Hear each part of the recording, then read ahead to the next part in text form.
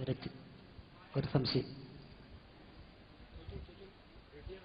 Hello, യേശുക്രിസ്തു ദൈവപുത്രനാ അല്ല എന്നുള്ളതിന് ധാരാളം തെളിവുകൾ, അതായത് യേശുക്രിസ്തു മാത്രമല്ല ദൈവപുത്രന്മാർ എന്നുള്ളതിന് ബൈബിളിൽ നിന്ന് ധാരാളം വാക്യങ്ങൾ നിങ്ങൾ ഉദ്ധരിക്കുന്നത് കേട്ടു. അപ്പോൾ ബൈബിൾ നിങ്ങൾ വിശ്വസിക്കുന്നു എന്നാണ് എനിക്ക് തോന്നുന്നത്. അങ്ങനെയാണെങ്കിൽ യേശുക്രിസ്തു ദൈവമാണെന്നുള്ളതിന് ധാരാളം വാക്യങ്ങൾ ബൈബിളിൽ കാണുന്നുണ്ട്. അപ്പോൾ അതിനെക്കുറിച്ച് നിങ്ങൾ എന്താണ് പറയാനുള്ളതെന്ന് അറിഞ്ഞാൽ കൊള്ളാം. എൻ്റെ പേര് സുരേന്ദ്രൻ.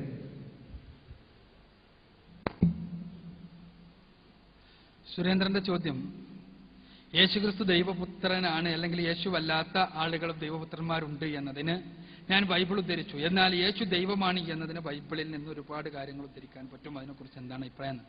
ഞാൻ പറഞ്ഞു, എൻ്റെ സംസാരത്തിലുടനീളം പറഞ്ഞു എന്താണ് ബൈബിളിനെ കുറിച്ചുള്ള നമ്മുടെ വീക്ഷണമെന്ന്.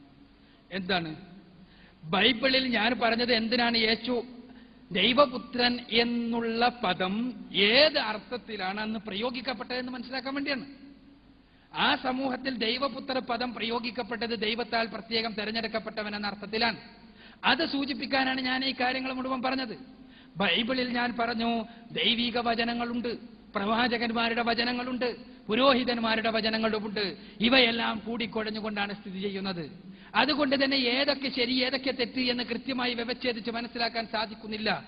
എന്നാൽ ബൈബിളിനെ എന്നല്ല മുൻപുള്ള വേദഗ്രന്ഥങ്ങളെ മുഴുവനും സത്യപ്പെടുത്തുകയും ആ വേദഗ്രന്ഥങ്ങളുടെ മുഴുവനും മുഹൈമിനായി ആ വേദഗ്രന്ഥങ്ങളെ മുഴുവനും ശരിയായ രീതിയിൽ അപഗ്രഥിച്ചുകൊണ്ട് കടന്നു വന്ന അവസാനത്തെ വേദഗ്രന്ഥമാണ് പരിശുദ്ധ ഖുർആൻ.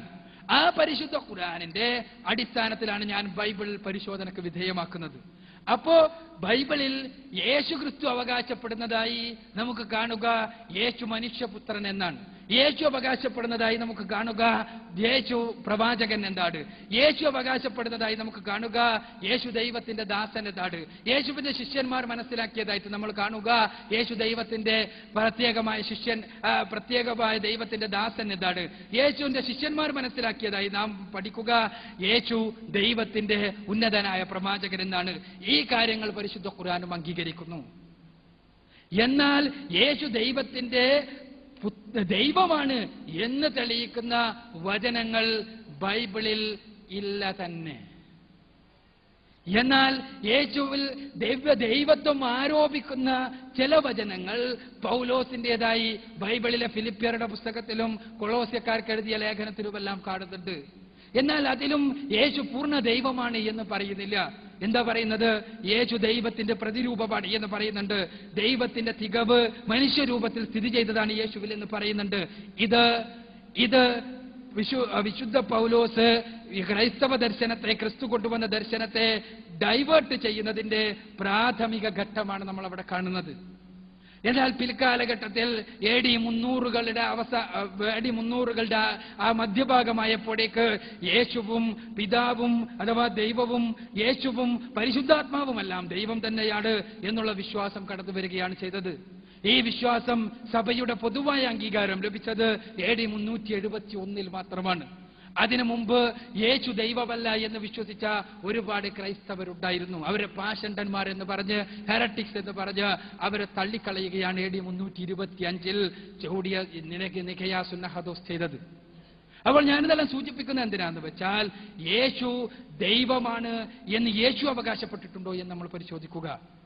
യേശു ദൈവമാണ് എന്ന് യേശുവിന്റെ ശിഷ്യന്മാർ, യേശുവിന്റെ കാലഘട്ടത്തിൽ ജീവിച്ച ശിഷ്യന്മാർ പറഞ്ഞിട്ടുണ്ടോ എന്ന് പരിശോധിക്കുക. അത് പരിശോധിക്കുമ്പോൾ നമുക്ക് മനസ്സിലാകും, ശിഷ്യന്മാർ മനസ്സിലാക്കിയത് യേശു ദൈവത്തിന്റെ ദാസനാണ് എന്നതാണ്, പ്രവാചകനാണ് എന്നതാണ്. അത് തന്നെയാണ് ഖുർആനും പറയുന്നത്. അതാണ് ഞാനിവിടെ സൂചിപ്പിച്ചത്. അതല്ലാതെ ബൈബിളിൽ പറയുന്ന എല്ലാ കാര്യങ്ങളും അതേപോലെ അംഗീകരിക്കുമെന്ന് ഞാൻ പറഞ്ഞതിന് അർത്ഥമില്ല. കാരണം ബൈബിളിൽ മാനുഷികമായ കരവിരുതുകൾ നടന്നിട്ടുണ്ട്. എന്നാൽ ബൈബിൾ പൊതുവായി എന്റെ ക്രൈസ്തവ സഹോദരങ്ങൾ അംഗീകരിക്കുന്ന ഗ്രന്ഥം എന്നുള്ള നിലക്ക് ആ ക്രൈസ്തവ സുഹൃത്തുക്കൾക്ക് മാർഗദർശനം നൽകുന്ന വചനങ്ങൾ എന്നുള്ള നിലക്ക് യേശു എന്തു പഠിപ്പിച്ചു എന്ന് വ്യക്തമാക്കുക മാത്രമാണ് ചെയ്തത് എന്നാണ് എനിക്ക് സൂചിപ്പിക്കാനുള്ളത്.